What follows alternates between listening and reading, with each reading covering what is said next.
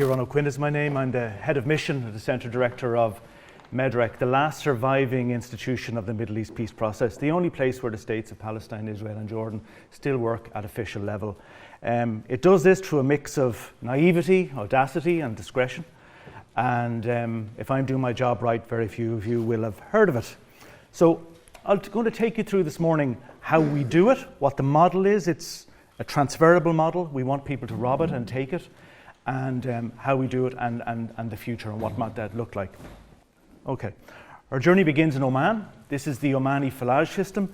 To understand Omani diplomacy, a very special form of diplomacy, very un-Western. Our Western approach to diplomacy is we do a deal. I do a deal, we sign a contract, we agree, we establish détente. The Omani one is a systems approach. It's based on a long-term, century-long system in balance. When the balance goes, it is all our job to restore balance. Okay?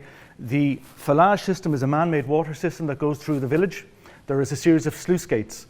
Every family has an amount of time when they open the sluice gates and the water comes in. Behind this is a whole system of Abadi jurisprudence, a whole system of law to make sure this equality is maintained.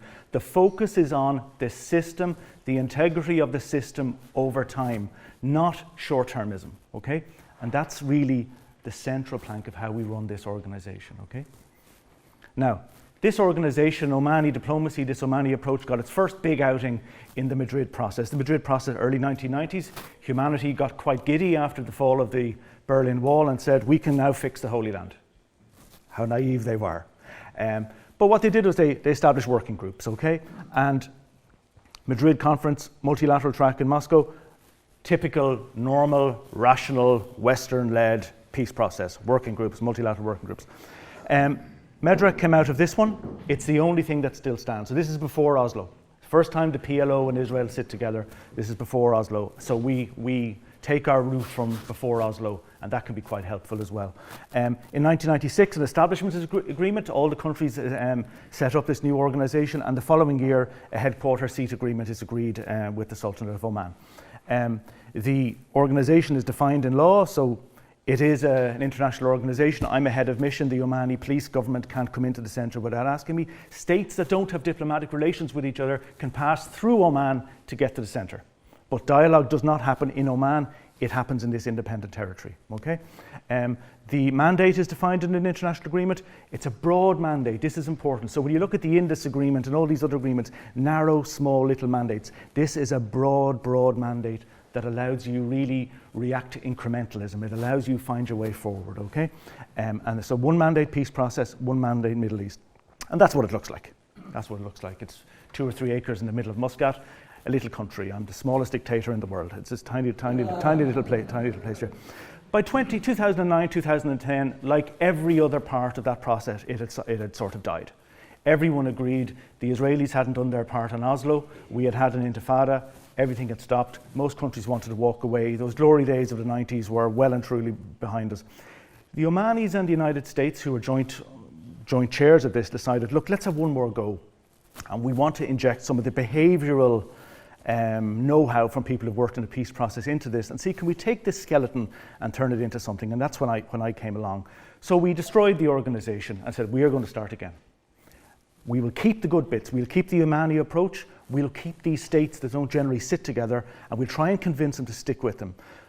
And the first step is to look at using water for peace or using environment for peace, this thing which is more platitude than policy, really. People talk about it, but how do you actually do it? And we looked at some of the problems and said, we will design a model around this. Core model, core problem, addressed yesterday specifically in the first keynote we had, the rational reality gap. What looks really, really good in a Scandinavian headquarters meeting room or a beautiful high-rise building in Dublin or London, when you take it to the ground, different culture, different psychology, it doesn't really work. So your model probably has to have local ownership at every level, right?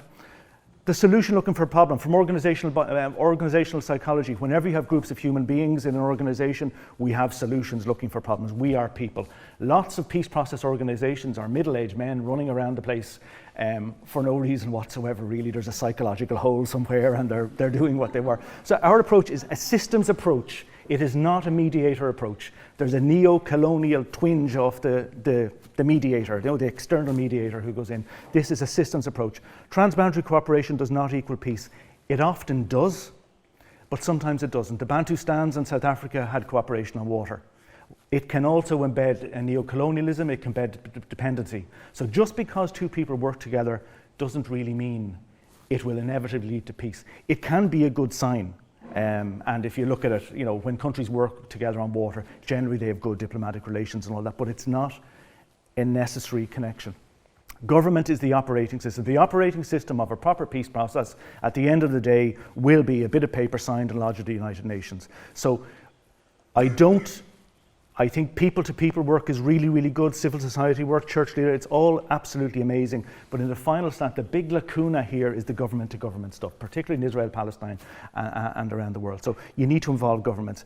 This is the most important for me. Ignoring politics is political. If you have a process, especially around, this is picked up yesterday in the keynote, especially where you're involving an occupation, especially where military conflict, especially a kinetic type conflict, if you say, let's ignore politics, you're saying, I'm happy enough with the power dynamic. So you have to create, now when I say politics, I don't mean big P politics, it can be small p. Parity of esteem is political. It's to say, look, we're all equal in this process. That's enough. It doesn't have to be thing, but you can't ignore politics, and ignoring politics is political. I always say that the British and Irish in the 1880s, they had this wonderful policy called killing home rule with kindness, which was, let's ignore politics, let's just give you nice things. The second they went to World War I and turned their backs, we slit their throats. You cannot ignore politics. You cannot press down self-determination for years and years and years. It will always come back up. The academy is not society.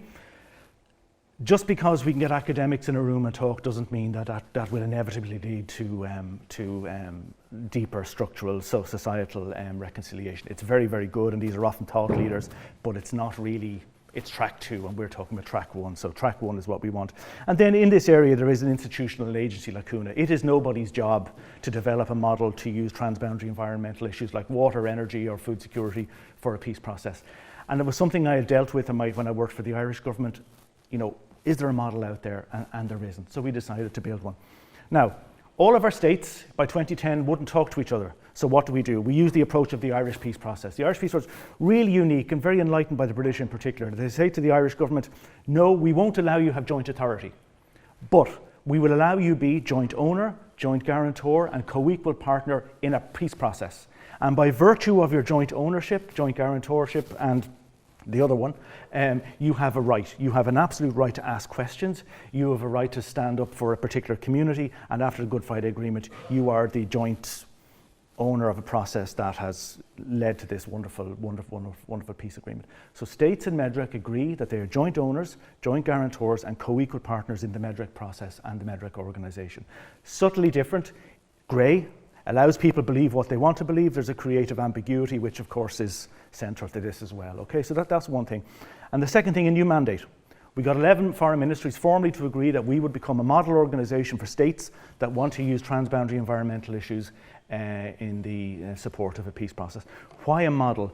It's because it's slightly ethereal, and you're saying we're stepping a little bit above the conflict we're fighting on. We're going to be a bit more universal. Nobody can really disagree with that. But once you have that mandate, you then can be balanced. You then can say to people, listen, no, we're not going to be murky here. We're not going to be one-sided because we're a model, and the model won't work if we're one-sided. The model won't work if we're biased. Okay, and that's essentially it. So these are the states. I don't think, apart from Japan and Korea, no other state has diplomatic relations with every other state. These are represented officially by senior diplomats. This is not civil society. This is not track 2. These are the governments of the states of those countries. It's the only place on earth that happens, and they work together.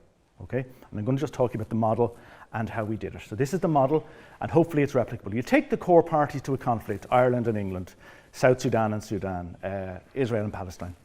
You take a transboundary environmental issue, water, desertification, sea level rise, it doesn't really matter, okay? But one that's pressing and both agree they need. You take supporting states that want to spend development cooperation money, states that are interested in stabilization, states that are interested as neighbours in stabilizing this conflict and helping the conflict, and then you create this centre. Now, think of the Felajs system. It's exactly the same. This is the pipeline, Okay, this is the system. So the first thing is the outside world, politics will contract and expand. Politics will have good days and with bad days. We focus on maintaining the centre. I'll talk about what the pipeline is, but that's the main thing. So diplomats meet once or twice a year in Muscat, in MEDRC, to go through the processes they want to talk about, and that's the bottom line. That's when things are really bad, that's what you do. But what is this pipeline? Well, first of all, it's a co-equal partnership. Everyone around the table is the absolute equal of everybody else. Don't care if you're the United States of America, don't care if you're Qatar, don't care if you're Jordan, don't care if you're Israel. You have the same status as everybody else, and we are neurotic about balance and equality. Secondly, we have a diplomatic structure. It gives you status. It means that you can enforce diplomatic norms. Nobody shouts at anybody. Nobody is allowed to pressure anybody. It's those normal diplomatic. So I'm an ambassador. I'm a head of mission. I'm on the diplomatic list in Oman. It has that status in the organisation. Independence. While countries are allowed to set the strategy, we have absolute 1000% operational and tactical independence. And that's really necessary for a peace process. And John, you'll know this. There are times when everyone agrees sort of where we want to go, and you need somebody who talks to everybody and says, this is what we're doing. I'm not going to ask your permission because that puts you in a difficult position. So we have tactical and operation, complete and utter independence. A clear mandate. So a lot of these water for peace things are based on old treaties and river basin organisations that involve really, really narrow, understandably narrow mandates. Ours is expansive. So when things get good over decades, you can actually do things there. Because the countries are joint owners and guarantors, you can't do anything they don't want. So you will find an opening where a problem emerges, and then you can just go for it and try and build it up like that. We only work with government officials. This is what makes it really messy. We work with the human being who has the peace file or the water file or the environment file. We don't work with former officials. We don't work with that. It's the human being who has the file. That makes it difficult. And the only reason you can keep doing that is you lay out the framework. It's based on equality. Your minister has agreed you're here. You have cover. Okay? And then we have a mandate to address capacity disparities. So there will be disparities between conflict parties. So one of the ones, for example, between Israel and Palestine traditionally was water and desalination. We have a 5-year multi-annual water training program with the Palestinian Water Authority. The capacity gap between Israel and Palestine in desalination wastewater is now gone. There is a capacity gap in access to energy and access to machinery, but the actual human capacity, the Palestinian capacity in water is higher than Jordan, higher than Egypt, and it's really, really, really, really good. Now, these are the things we and others could put through this sort of pipeline as it contracts and expands, as they do. And these are things under the year. So normal confidence building measures, joint monitoring and evaluation of projects and programs to make sure we're all kept pure, to make sure things that we said we would do, we would actually do. Track 1 negotiations, we do a lot of that, and we'll talk about it. Humanitarian fora in times of acute crisis or kinetic war, you need sort of back channels and that sort of stuff. Joint gap analysis, we do an annual joint gap analysis on environmental issues with the parties, which I'll talk about, and then facilitation. So that's the theory, and I'm going to talk now about the practice and how that looks like in reality. So that should be transferable, allowing for different cultures, different countries, and do whatever. That general universal type approach should be transferable. This is what we do. So we run a centre. It has machinery. I don't quite understand what it all does, but we have machinery, we have scientists, we have engineers, a lot of training, a lot of development cooperation work, a research program and a training program which are purely commercial. The work we do is quite political and you get a lot of pressure from one side or the other. So the way you mitigate that, we take risk assessment really, really seriously. You have multiple small donors rather than any big donors. One of them is you do a lot of commercial work. So we have to have scientists, we have to have engineers to do the work because negotiation at that level needs that sort of capacity. Development cooperation funding won't fund that, and states, particularly parliamentary democracies, can't just give you cash for scientists. I mean, you have to build that up yourself. This is the peace process sort of work we do at the moment. We have 2 programs. One is a bilateral one with Jordan and bilateral one with Palestine. That's to even out the disparity between the countries. And actually to do a peace agreement, you need to have that disparity, because if you have the disparity and you do an unfair agreement, it won't last. So that would be 120 research projects every year in Palestine, in both the West Bank and Gaza, a PhD program in Gaza, same as in Jordan, multiple sort of technical visits and training. We do all the training in desal, wastewater and water in Gaza with the Palestinian Water Authority. Trilateral, very, very interesting. We have a trilateral coordination meeting which I chair, so a multilateral meeting with 3 countries as absolute equals in the process, who will do, over 2 days, we will do a joint gap analysis to pick 5 areas of joint concern of the countries as equal. They would be climate change, models of regional cooperation, peace process models, 5 or 6 areas like that. We will then have 5 workshops a year where we invite 5 officials at councillor or director level or above, so senior civil servants, to meet 6 times a year. And it is like clockwork, every single year. Nobody can oppose it, it's about equality. Every year this meets in Muscat, so at senior official, at ministerial level, at senior civil service level, there is cover for this, nobody has a problem with it. 5, 6 times a year, people meet. 40% of the benefit of that meeting of those meetings are what we're talking about. 60% is, this is a senior civil service who know each other. The lesson from Ireland and Britain is very, very clear. When the political track starts, if civil servants don't know each other, you need 2 years to get them lukewarm, because bureaucrats can stop things. But when they know each other, you move really, really, really fast. You want to get to a case where someone goes, my boss has asked for a note, has your asked for it? Let's swap notes. That's where you want to go to.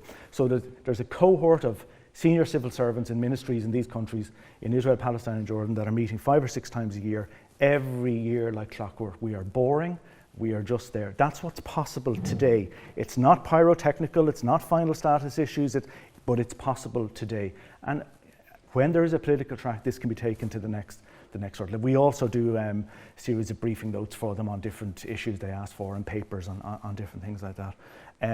The German government are very interested in the model and how it might be used in other parts of the world. They've funded this, what they call the MEDRC stabilization mechanism. They got the Auswärtiges Amt to ask consultants to come and look at us. They asked 3 questions.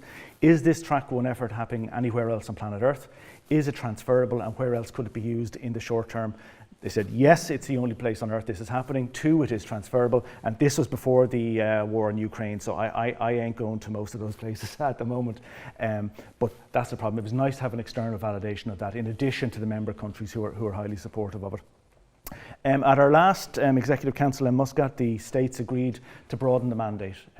We had crept silently from desalination to water research to water energy. Now they say, listen, water in the Middle East is a function of energy. Energy is a function of carbon. You can't separate them out again. The whole idea of water for peace, all that sort of stuff, it's much, much, much broader now. So we have a mandate for any transboundary environmental issue that we can squash into the system. It's very difficult at the moment. The capacity for cooperation between Palestine and Israel at the moment, understandably, is very, very small. But as that expands, we have mandate to go beyond that. And that's what we do.